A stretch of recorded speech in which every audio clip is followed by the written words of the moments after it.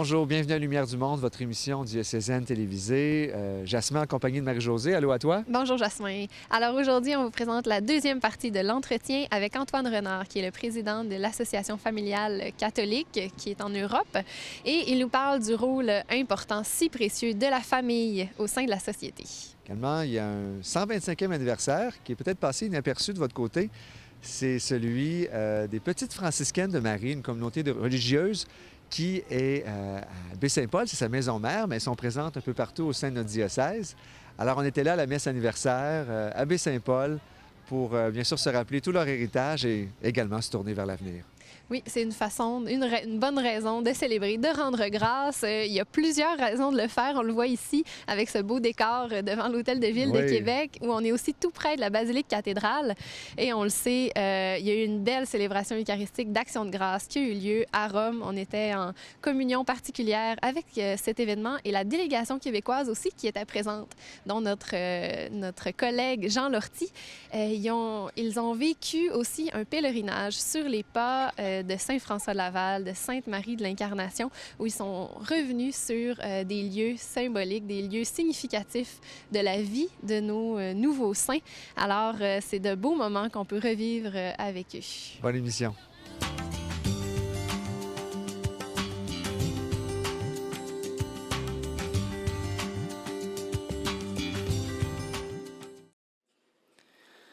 I missionari hanno servito la missione della Chiesa, spezzando ai più piccoli e ai più lontani il pane della parola e portando a tutti il dono dell'inesauribile amore che sgorga dal cuore stesso del Salvatore. Così furono San Francesco della Val e Santa Maria dell'Incarnazione.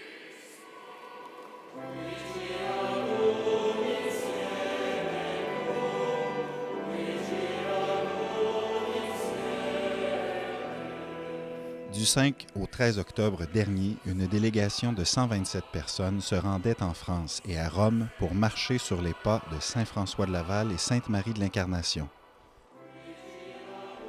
Ce pèlerinage se concluait par une célébration eucharistique présidée à Saint-Pierre de Rome par le pape François qui soulignait à cette occasion ses deux récentes canonisations.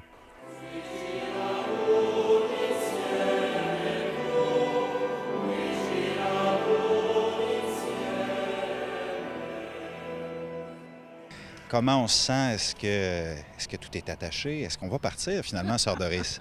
Moi, je t'avoue, je suis bien contente d'avoir appris qu'en France, la grève était finie. Là, la semaine passée, ça m'énervait toujours un peu, mais là, je disais à Monseigneur de Laval et à Marie de l'Incarnation d'y voir. Là. Puis, je pense que ça va être une belle expérience. Et nous allons rejoindre nos sœurs des Philippines, du Japon et du Pérou. Alors, pour nous, c'est vraiment un événement communautaire en même temps. Nous avons des Ursulines qui vont venir d'un peu partout, de l'Union romaine des Ursulines. Elles vont nous rejoindre à Tours, puis d'autres vont nous rejoindre aussi à Rome.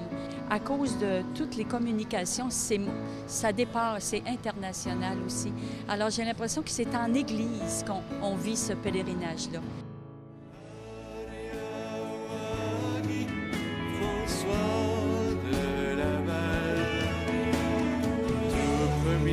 Pasteur de notre peuple,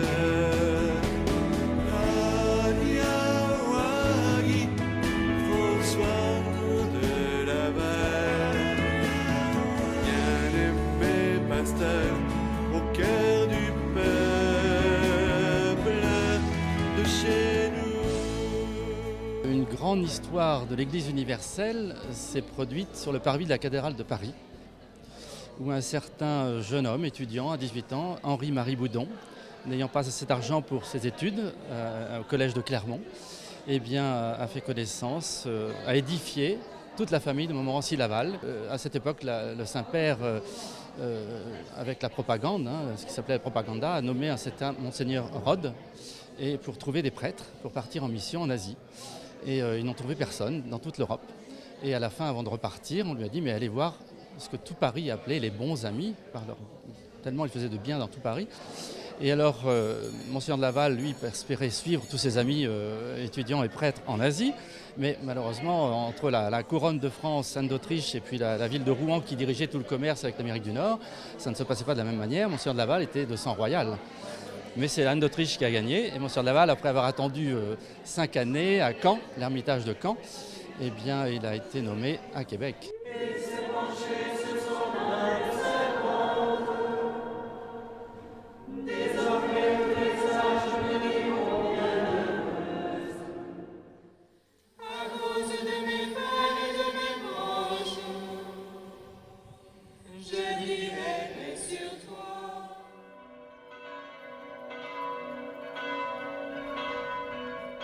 Les activités d'aujourd'hui ont tourné autour d'une partie importante de la préparation spirituelle et humaine de Monseigneur de Laval. Nous avons quitté Chartres pour La Flèche. Nous avons été accueillis à La Flèche par le maire, M. Chauveau, et différents représentants de la société civile et militaire. Nous sommes ensuite passés au Prytanée.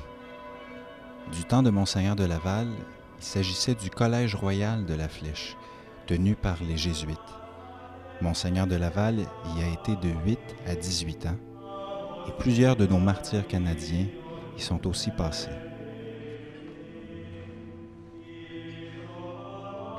C'est un collège militaire qui forme aujourd'hui les futurs officiers de l'armée française, mais qui a gardé encore aujourd'hui un lien très fort avec les traditions catholiques.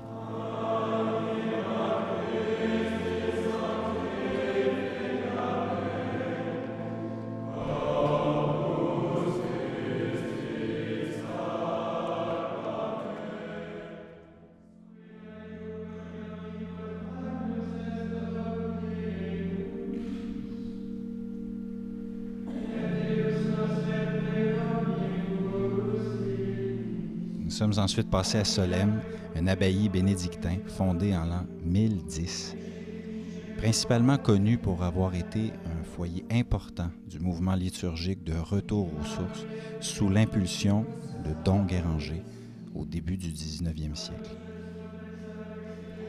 Nous y avons vécu un accueil très fraternel de la part des bénédictins. Nous avons ensuite vécu les Vêpres dans une église où la nef et le chœur tout sobre contrastaient spécialement avec le foisonnement de la chapelle royale visitée dans l'avant-midi.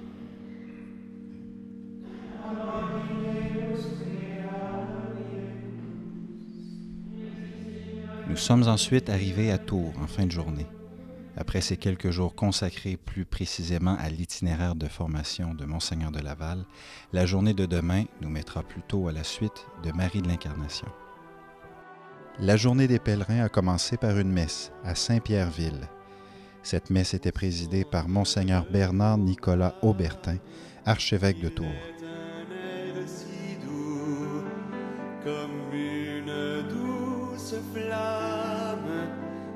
Puis la délégation des pèlerins a été reçue à la mairie par le délégué du maire pour un vin de l'amitié. Nous avons ensuite été accueillis pour le repas par les bénédictines du Sacré-Cœur de Montmartre. L'après-midi s'est déroulé sur les pas de Sainte-Marie de l'Incarnation, guidée cette fois par nos sœurs Ursulines. Nous avons pu voir les lieux de ses 40 premières années de vie avant sa grande traversée. Dans le Vieux-Tours, nous avons pu voir les rues où elle a vécu, travaillé. Nous avons aussi vu le premier monastère des Ursulines à Tours, avant même que Sainte-Marie y entre. Nous avons pu visiter l'endroit où elle aurait eu une vision déterminante pour sa vie spirituelle, que l'on a appelée la vision du sang.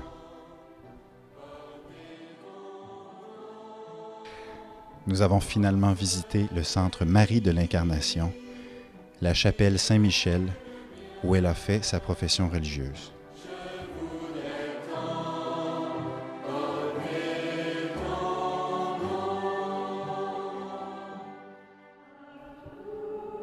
La journée s'est terminée par des vêpres dans la basilique de Saint-Martin.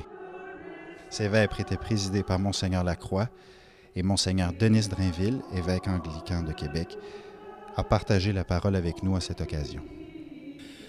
Premièrement, je veux dire Cette expérience, ça change la vie.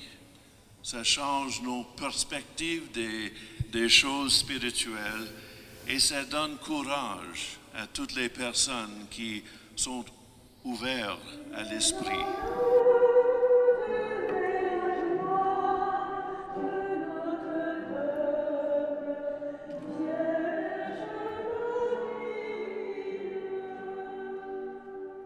Ce matin, à 2 pas du Vatican, l'église Santa Maria in Traspontina a accueilli les pèlerins pour une Eucharistie présidée par Monseigneur Denis Grondin.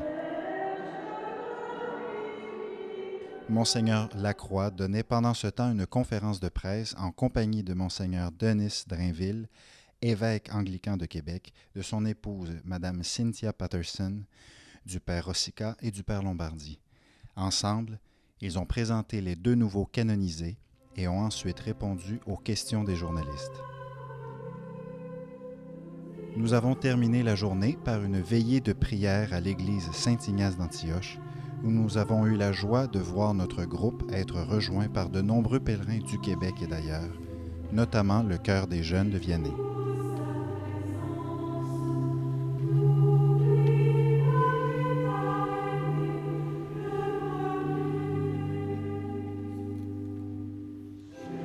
Finalement, l'aboutissement du pèlerinage se concluait par la messe célébrée par le pape François à Saint-Pierre de Rome.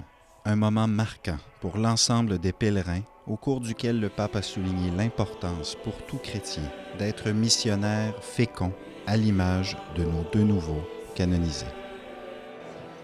Bien évidemment, comme le Saint-Père nous y invitait, on retourne chez nous avec un devoir d'être missionnaire. On a des devoirs de porter la bonne nouvelle dans un monde qui est en transformation.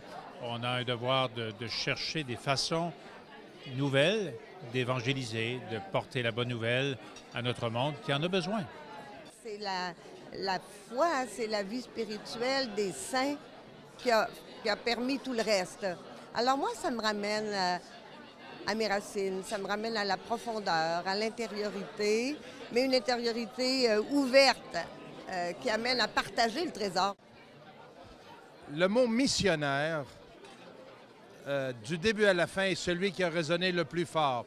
Mais je dirais qu'à Tours, la rencontre avec Marie de l'Incarnation et sa profonde spiritualité, son enracinement dans le Christ, au milieu de toutes sortes d'activités humaines, avant qu'elle entre au couvent, et après aussi.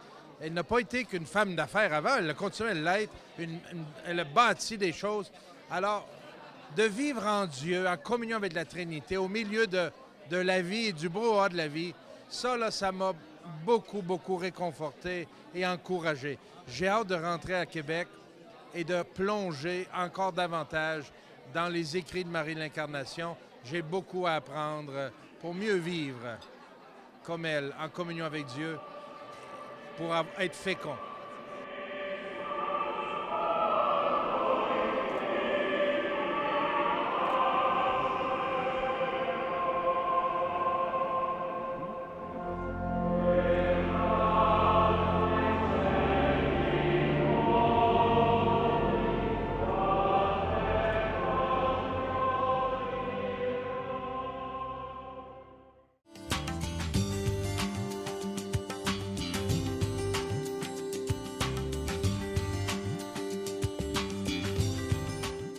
J'ai avec moi M. Antoine Renard, qui est président de la Confédération en France des associations familiales catholiques. Monsieur Renard, merci d'être avec nous. Vous défendez donc avec cette confédération la famille selon le point de vue catholique. Vous avez... dites-moi donc, en fait, quel est le point de défense de ces associations? Qu'est-ce qu'on veut mettre de l'avant? Alors, ce qu'on veut mettre en avant, c'est que chacun de nous, né d'un père et d'une mère, et que ceci constitue une famille, et que cette famille, elle est la cellule de base de la société. Elle est le point d'ancrage de toute forme d'organisation sociale. Elle est une institution sociale, une organisation sociale antérieure à toutes les autres. La famille, elle a existé avant l'État. L'État devrait penser qu'il n'existe que parce qu'il y a des familles. C'est les familles qui ont besoin d'un État pour organiser des choses, pour que sa vie se passe bien. Mais ce n'est pas l'État qui existe avant la famille, et en particulier, ce n'est pas à l'État de définir ou de dire ce que c'est une famille, mais c'est aux familles de dire à l'État, voilà ce qu'on attend de vous.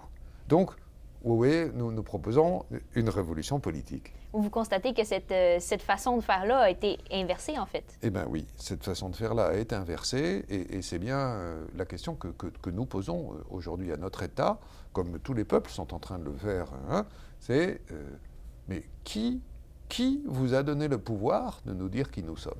D'où tenez-vous votre pouvoir? Et l'État est en apesanteur parce qu'il ne le sait pas. Et il est bien obligé de constater qu'il tient son pouvoir de nous. Et donc nous devons lui faire valoir ça, que nous sommes une antériorité. La famille, elle existe avant l'État. Et donc elle a des droits. Et quelle est-elle, cette famille? Comment est-ce qu'on peut la définir? C'est très simple. La famille, c'est fondée sur le mariage d'un homme et d'une femme qui s'engagent à l'union pour la vie, ouverte à la vie, donc capable d'accueillir des enfants. Avec une vision aussi catholique, aussi chrétienne de la famille, comment est-ce qu'on peut avoir un dialogue avec le reste de la société qui n'adhère pas toujours à cette vision? Non, alors il n'adhère pas toujours à cette vision, surtout aujourd'hui, où on voit bien que nous sommes dans une confrontation de deux visions du monde, une vision avec Dieu et une vision sans Dieu, et ceux qui veulent, ceux qui essayent, mais ils n'y arriveront pas bien sûr, mais ils essayent de promouvoir un monde sans Dieu, par avance, ils disqualifient toute parole qui a l'air de venir de l'Église catholique. On a trop imaginé que l'homme qui était un animal doué de raison, il fallait toujours qu'il trouve des arguments de raison. Bien sûr, il faut trouver des arguments de raison pour avancer nos propositions. Mais on s'aperçoit de plus en plus maintenant qu'en face de nous, nous avons des adversaires de notre conception de la famille qui ont aussi beaucoup développé le raisonnement. Évidemment, des raisonnements qui sont biaisés parce qu'ils ne tiennent pas compte de la réalité, ils ne sont pas très ouverts non plus à la confrontation des idées. Mais eux-mêmes ont bâti une logique intellectuelle qui se tient, qui a sa cohérence. Et pour attaquer cet édifice-là, qui paraît bien construit, bien solide, bien intellectuel, eh bien, ça n'est plus suffisant d'utiliser des arguments de raison. Nous devons maintenant aller chercher des arguments de conscience. Parce que la conscience, il y en a encore un peu chez tout le monde. Finalement, M. Renard, je ne sais pas à quel point vous êtes au fait de notre situation ici au Québec, mais est-ce qu'il y a une chose dans l'expérience que vous avez prise dont vous pourriez nous faire profiter, nous, vos cousins d'Amérique? Peut-être l'expérience que nous, on peut transmettre, c'est n'ayez pas peur, c'est ce qu'avait dit le pape Jean-Paul II, osez parce que vous avez en vous-même toutes les forces qui peuvent vous permettre de rentrer dans ce dialogue avec cette société dont les évolutions, évidemment, vous terrifient. Je sais que pour vous, c'est déjà plus le mariage. La perspective, c'est l'euthanasie, ce qui est vraiment une folie terrible. Et bien voilà, moi j'ai bien vu qu'il y a ici tous les ferments, tous les fioriti, toutes ces petites fleurs de Saint-François qui sont posées.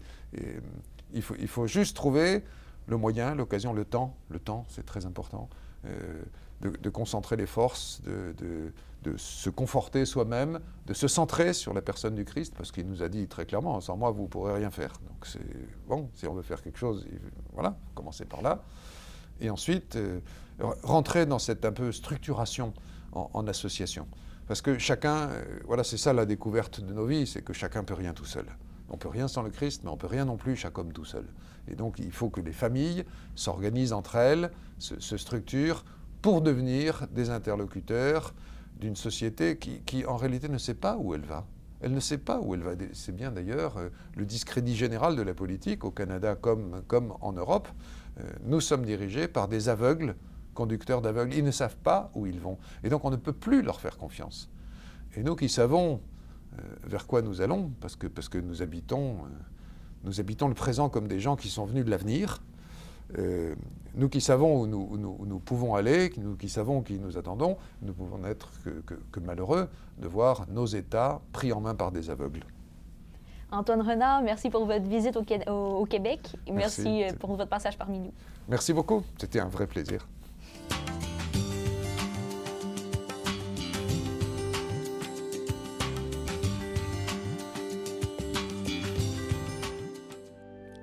La congrégation des Petites Franciscaines de Marie a été inaugurée à Worcester, Massachusetts, États-Unis, le 13 août 1889, puis érigée canoniquement à Baie-Saint-Paul en Charlevoix le 18 février 1892. C'est dans la joie et par une Eucharistie d'action de grâce que, le 17 août 2014, les Petites Franciscaines de Marie ont célébré leur 125e anniversaire de fondation et le 25e anniversaire de leurs sœurs et frères associés. La congrégation considère comme ses fondatrices les 11 vaillantes religieuses qui ont traversé sans faillir les inconcevables épreuves des commencements. À l'exemple de Jésus serviteur et de Marie, la Vierge secourable, et selon l'esprit de saint François d'Assise, les Petites Franciscaines de Marie essaient de vivre chaque jour leur charisme, fraternité en service, en répondant aux besoins de l'Église et du monde dans la joie, la simplicité, la communion fraternelle et l'amour des pauvres.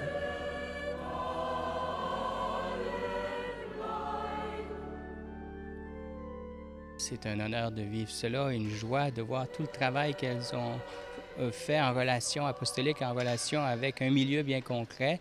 Il y a toujours ce lien, la paroisse, le milieu, donc une congrégation bien intégrée.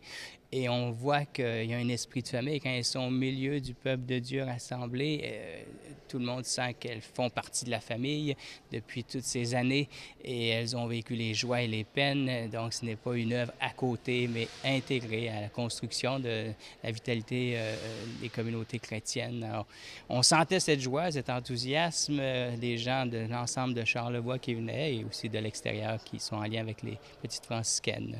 Oh, bien, pour moi, je vous le dis que ça a été très touchant parce que, en plus, je représentais une fondatrice. Hein? Alors, il y a beaucoup d'émotions qui sont remontées à la surface. Une chance qu'on nous l'avait dit avant parce que j'aurais eu des larmes qui auraient coulé. Quand le père Fafard est venu nous chercher, là, les quatre, là, ah oui, c'est des beaux souvenirs que nous avons vécus. J'ai quand même plus de 55 ans de vie religieuse. C'est une célébration qui nous faisait goûter un petit peu du ciel, je pense. Il y avait plein de cœur, plein de foi.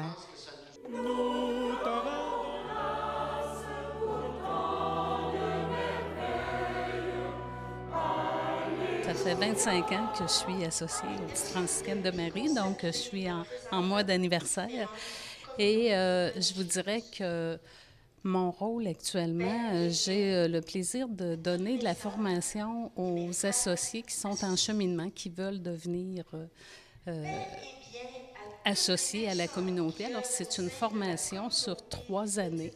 Sur les côtes de Madagascar, nous avons 2 écoles primaires et une école secondaire, dont moi, j'étais la responsable d'une école pendant quelques années. Puis sur le plateau, nous travaillons avec les gens démunis. Puis on travaille à la paroisse aussi. Puis on travaille aussi dans un endroit un peu plus loin de la capitale aussi. On cultive, on fait l'élevage, on accueille les gens qui veulent venir passer quelques jours de silence chez nous. Puis là aussi la maison de formation. Mais en général, les quartiers où nous travaillons, ce sont des quartiers défavorisés pour être plus proches des pauvres.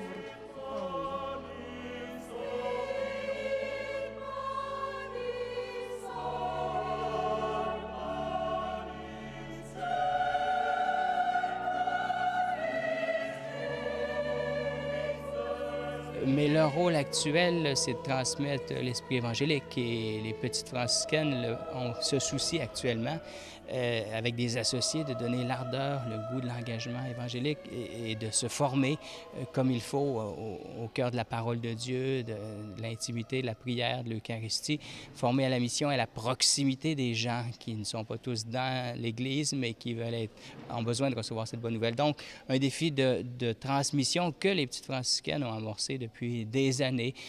On fêtait le 25e des associés ici. Il y en a un peu partout dans les paroisses de Charlevoix. Alors, si elles entrent dans cette mission de transmission, l'esprit de l'Évangile, à la manière de François d'Assise, simple, proche, humble, mais de service, il est en train de passer. On le sent bien. Et c'est ce qui fait qu'elles étaient dans la joie de rendre grâce, sachant que l'avenir va continuer certains dépouillements, mais des portes qui déjà annoncent un avenir de vitalité dans l'évangélisation. Mais l'avenir, moi, je me suis dit, c'est entre la main de Dieu. C'était marcher de l'avant, comme le Seigneur a demandé à Moïse, à Abraham, quitte ton pays, puis va de l'avant. Alors moi, je me suis dit, c'est dans l'abandon et dans la confiance, puis moi, je n'ai pas d'inquiétude pour l'avenir de ma congrégation. Je sais que le Seigneur est là et nous poursuivons le projet de Dieu. L'important pour moi, c'est que nous vivions en qualité jusqu'au bout et que nous demeurions interpellants pour ces jeunes, parce que beaucoup de jeunes aussi cherchent un sens à leur vie. Avec leur grande foi, je crois que leur chemin est déjà tracé. Ils vont continuer sur cette route avec l'aide de Dieu.